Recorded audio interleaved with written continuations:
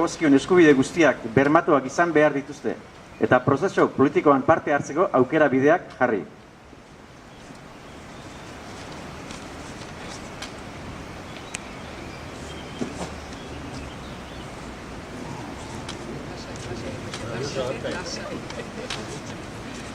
Seiehun hirurogeita bost dira euskal preso politikoen kolektiboa osatzen duten pertsonak. 8 Euskal Herriko kartzeletan daude. Gainerakoak Espainiako eta Frantziako kartzeletan sakabanaturik aurkitzen dira. Espainiako espetxetan 898 preso daude, 47 espetxeetan dispertsatuta. Frantziako kartzeletan 153 preso daude, 29 espetxeetan dispertsatuta. Portugalean, Belfasten eta Inglaterran preso bana aurkitzen dira. Pertsona bat konfinaturik dago, eta 11 preso dira gaixotasun larriak izanik espetxeratze arinduan daudenak, beraien etxeetan. Herrian, 1000 dugularik bere etxean preso.